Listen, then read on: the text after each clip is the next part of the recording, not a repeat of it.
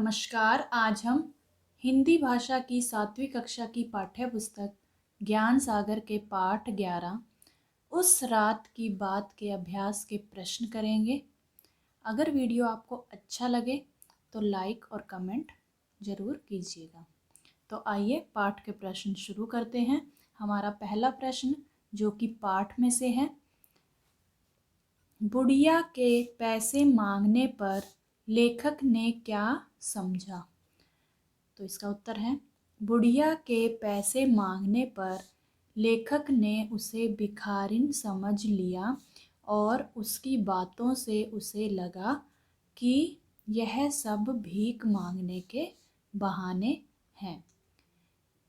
अगला प्रश्न, रात में लेखक को डर क्यों लगने लगा। तो उत्तर है इसका, क्योंकि जहाँ पर लेखक की गाड़ी खराब हुई थी वहाँ का रास्ता सुनसान था। आसपास खड़े पेड़ डरावने लग रहे थे और पास के जंगल से गीदड़ों की हुआ की आवाज़ भी सुनाई पड़ रही थी। साथ ही जंगली जानवरों और चोर लुटेरों का डर भी था। इसलिए रात में लेखक को डर लगने लगा। अगला प्रश्न है, लेखक को अपने उस दिन के व्यवहार पर शर्मिंदा क्यों होना पड़ा। उत्तर है, क्योंकि उसने बुढ़िया को भिखारिन समझकर और ज़्यादा पैसे ऐंठने वाली समझकर उसकी सहायता नहीं की और दूसरी ओर विपत्ति के समय में लेखक की सहायता उसी बुढ़िया ने की। इसलिए लेखक को अपने उस दिन के व्यवहार पर शर्मिंदा होना पड़ा। तो क्यों होना पड़ा था लेखक को शर्मिंदा? क्योंकि जब बुढ़िया उसके दरवाजे पर सहायता के लिए आई थी तब लेखक ने उसे भिखारिन समझकर और ज़्यादा पैसे ऐंठने वाली समझकर उसकी सहायता नहीं की और उसे आगे जाने को कहा। अपने घर के दरवाजे से उसे लौटा दिया। और जब लेखक की गाड़ी खराब हो गई थी रात को सुनसान जगह पर, तब उसी बुढ़िया ने लेखक की सहायता की। तो इस कारण जब लेखक को यह सब पता चला कि यह बुढ़िया वही है, तब लेखक को अपने उस दिन के व्यवहार पर शर्मिंदा होना पड़ा। अगला प्रश्न देखते हैं, बुढ़िया के घर से लौटते समय लेखक ने क्या प्रण किया। तो उत्तर है, बुढ़िया के घर से लौटते समय लेखक ने यह प्रण किया कि आज के बाद मैं मानवता के धर्म को सर्वोच्च स्थान पर रखूँगा और अपनी योग्यता के अनुसार हर ज़रूरतमंद की सहायता करूँगा। अगला प्रश्न, बुढ़िया के चरित्र की कोई 3 विशेषताएं लिखिए। पहला है, उसमें मानवीय संवेदना कूट कूट कर भरी हुई है। वह एक ईमानदार स्त्री है।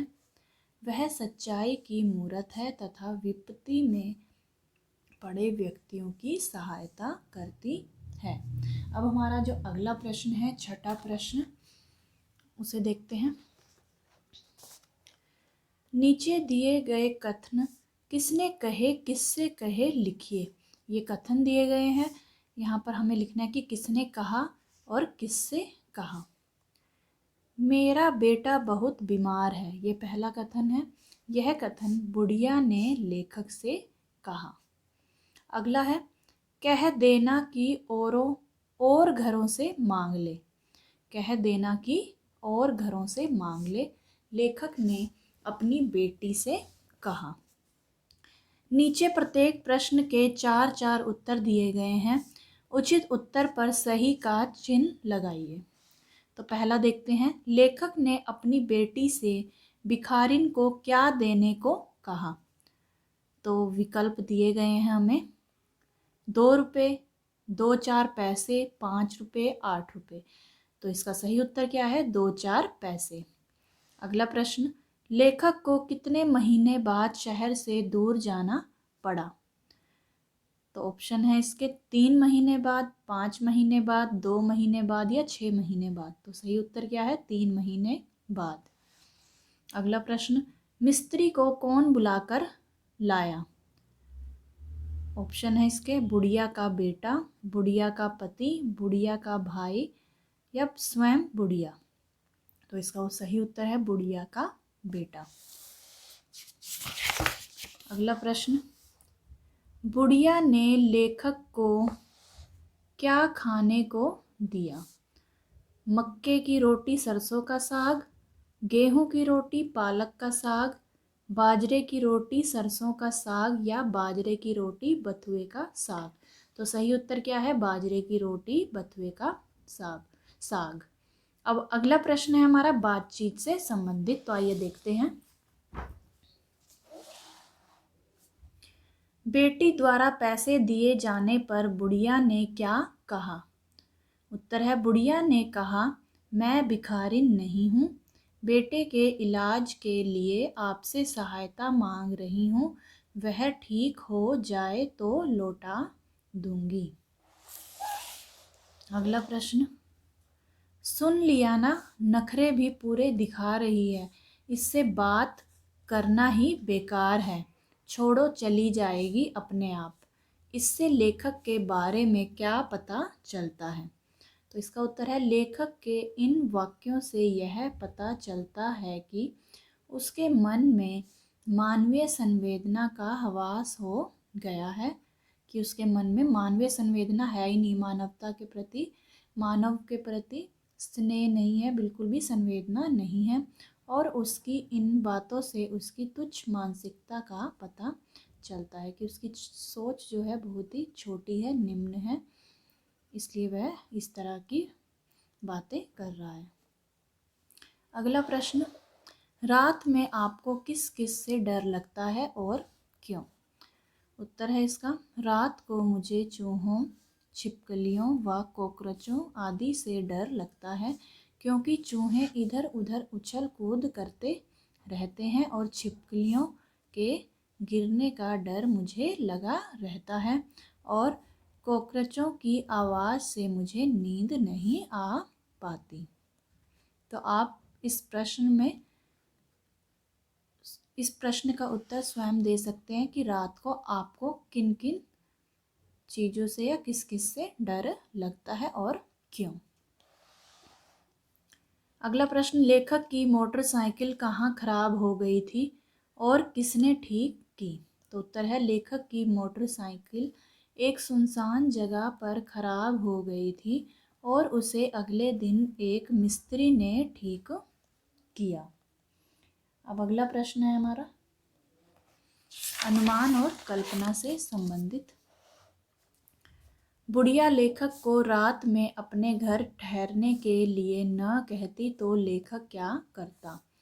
तो इसका उत्तर है, आप अपनी अनुमान और कल्पना के आधार पर भी इसका उत्तर दे सकते हैं कि यदि बुढ़िया लेखक को रात में अपने घर ठहरने के लिए न कहती तो लेखक को उस सुनसान जंगल भरे स्थान पर ही डर डर के रात गुजारनी पड़ती या फिर कहीं और शरण की तलाश करनी पड़ती। कि कई बातें हो सकती थी, ये हमारा अनुमान है कि अगर बुढ़िया उसे अपने घर पर रुकने के लिए ना कहती तो हो सकता था कि उसे उसी जंगल में पूरी रात गुजारनी पड़ती, या फिर ऐसा हो सकता था कि कोई और उसे शरण दे देता। अगला प्रश्न, आपने अक्सर लोगों को भीख मांगते देखा होगा, कहाँ कहाँ देखा है, बताइए वे भीख क्यों मांगते होंगे? तो उत्तर है, मैंने अक्सर लोगों को रेलवे स्टेशन, बस स्टैंड, मंदिरों के बाहर आदि जगहों पर भीख मांगते देखा है। उनमें से कुछ अपनी विकलांगता के कारण भीख मांगते हैं। अब कई व्यक्तियों की मजबूरी होती है, उस मजबूरीवश उन्हें भीख मांगनी पड़ती है। इसके साथ ही उनके भीख मांगने के पीछे किसी गिरोह का हाथ भी होता है जो उनसे जबरन भीख मंगवाते होंगे। और कई बार ऐसा भी होता है कि एक जो गिरोह होता है वो जैसे छोटे छोटे बच्चों को वो का अपहरण कर लेते हैं और फिर उन्हें उनके हाथ पैर काट कर या उन्हें किसी भी तरह से विकलांग करके उनसे जो है जबरन ज़बरदस्ती भीख मांगने के लिए उन्हें मजबूर करते हैं। और उनका यही पेशा होता है कि छोटे छोटे बच्चों से इस तरह से ज़बरदस्ती भीख मंगवाई जाए। अगला प्रश्न, इस कहानी का शीर्षक उस रात की बात क्यों रखा गया है? आप इस कहानी का कोई एक अन्य शीर्षक बताइए। साथ ही यह भी बताइए कि आपने यह शीर्षक क्यों रखा। तो इसका उत्तर देख लेते हैं एक बार। इस कहानी का शीर्षक उस रात की बात इसलिए रखा गया क्योंकि लेखक को अपनी गलती का एहसास उसी रात को होता है जब वह शरण लेने उसी बुढ़िया के घर पहुंचता है जिसे उसने कपटी भिखारिन समझकर खाली हाथ ही लौटा दिया था। मैं इस कहानी के लिए मानवता का पाठ शीर्षक रखना चाहूँगी क्योंकि लेखक ने उस बुढ़िया के परिवार से मानवता का पाठ सीखा और मानवीय धर्म निभाने का प्रण किया। आप भी इस प्रश्न का उत्तर स्वयं देकर शीर्षक आप कोई और शीर्षक भी इसका रख सकते हैं जो आपको उचित लगे और आपको बताना भी है कि आपने वो शीर्षक क्यों रखा। अगला प्रश्न जीवन मूल्य से संबंधित। पहला प्रश्न, बुढ़िया, उसके पति और बेटे के व्यवहार ने लेखक को मानवता का पाठ पढ़ाया। किसी ऐसी घटना के बारे में बताइए जब आपको किसी से कुछ सीखने को मिला हो। तो इसका उत्तर देखते हैं। एक बार मैं स्कूल से घर जा रहा था। रास्ते में मुझे एक व्यक्ति अपनी बैलगाड़ी के साथ मिला। उसकी बैलगाड़ी गड्ढे में फंसी हुई थी। मैं उसे नज़रअंदाज करते हुए आगे बढ़ रहा था। तभी उसने मुझे सहायता के लिए पुकारा। मैंने कहा, मुझसे यह नहीं होगा। तब उसने कहा, यदि हम दोनों मिलकर बैलगाड़ी को गड्ढे से निकालने का प्रयास करेंगे तो अवश्य सफलता मिलेगी। इस घटना से मुझे बहुत कुछ सीखने को मिला। तो आप भी इस प्रश्न का उत्तर स्वयं दे सकते हैं क्योंकि आपको ही आपको अपने जीवन की किसी ऐसी घटना के बारे में बताना है जब आपको किसी से कुछ सीखने को मिला हो। जैसे इसमें मुझे क्या सीखने को मिला कि अगर हम मिलकर कोई भी काम को हाथ में लें, कोई भी मिलकर काम करें तो वो काम जो है हम आसानी से कर पाएंगे और हमें सफलता भी मिलेगी। अगला प्रश्न,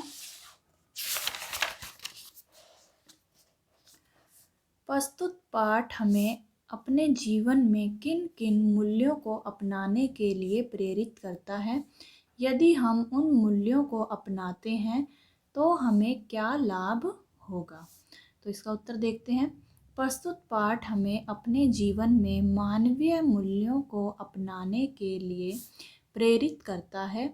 यदि हम ऐसे जीवन मूल्यों को अपनाएंगे तो सही अर्थों में हम मानव कहलाएंगे और हमारा जीवन सफल सिद्ध होगा। अर्थात हमारा जीवन जो हमारे जीवन है वह सार्थक सिद्ध होगा। अब अगला प्रश्न है हमारा भाषा की बात से संबंधित। तो आइए देखते हैं हमारा भाषा की बात से संबंधित पहला प्रश्न। पाठ में आए हुए कुछ वाक्य दिए गए हैं। इनके मोटे काले शब्दों के स्थान पर उचित मुहावरे का प्रयोग कीजिए। तो पहला देखते हैं, बुढ़िया ने कहा, यही मेरा एकमात्र सहारा है। अब ये एकमात्र सहारा, इसके स्थान पर हमें उचित मुहावरे का प्रयोग करना है। बुढ़िया ने कहा, यही मेरे बुढ़ापे की लकुटी है, यानी बुढ़ापे का सहारा है। उस दिन की बात सोचते सोचते पता नहीं कब सो गया।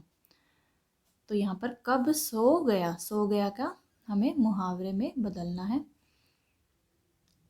उस दिन की बात सोचते सोचते पता नहीं कब आँख लग गई।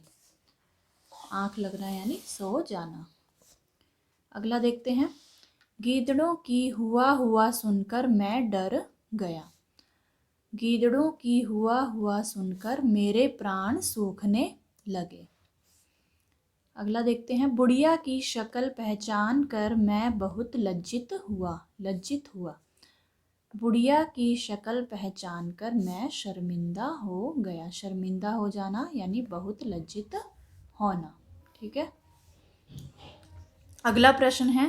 पाठ में आए हुए उपसर्ग तथा प्रत्यय लगे कोई तीन शब्द लिखिए। यहाँ पर हमें उपसर्ग से बने शब्द और यहाँ पे प्रत्यय से बने शब्द लिखने हैं। उपसर्ग जब किसी मूल शब्द के शुरू में कोई शब्दांश जुड़कर नया शब्द बनाता है तो उसे उपसर्ग कहते हैं। और उसी तरह प्रत्यय जब किसी मूल शब्द के अंत में जुड़कर एक नया शब्द बनाते हैं। तो उपसर्ग से बने शब्द कौन से हैं जो पाठ में ही आए हुए हैं? अकाल, अनहोनी, बेकार। इसके अलावा और भी शब्द हैं जिन्हें आप लिख सकते हैं। प्रत्यय से बने शब्द लज्जित, भिखारिन, ऊपर वाला। अब जैसे काल में अ उपसर्ग जुड़ा हुआ है, वैसे ही होनी में अन उपसर्ग और कार में बे उपसर्ग जुड़ा हुआ है। उसी तरह लज्जा में इत प्रत्यय लगा हुआ है। भिखारी में इन प्रत्यय लगा हुआ है। और ऊपर वाला में ऊपर वाला क्या है? प्रत्यय है। ठीक है। अब अगला प्रश्न। नीचे दिए शब्दों का वाक्यों में प्रयोग कीजिए। अतिथि, विपदा, अनहोनी। इन तीनों शब्दों के हमें वाक्य बनाने हैं। अतिथि का, आज हमारे घर अतिथि आने वाले हैं। विपदा के समय में हमारे अपने ही काम आते हैं। अनहोनी, आज बहुत बड़ी अनहोनी होने वाली थी। तो आप ज़रूरी नहीं है कि आपने यही वाक्य लिखने हैं, आप अपनी ओर से भी कोई भी वाक्य बना सकते हैं जिनमें ये शब्द आए। तो आशा करती हूँ बच्चों आपको सभी प्रश्न अच्छे से समझ में आ गए होंगे। तो मिलते हैं अगली वीडियो में। तब तक के लिए नमस्कार।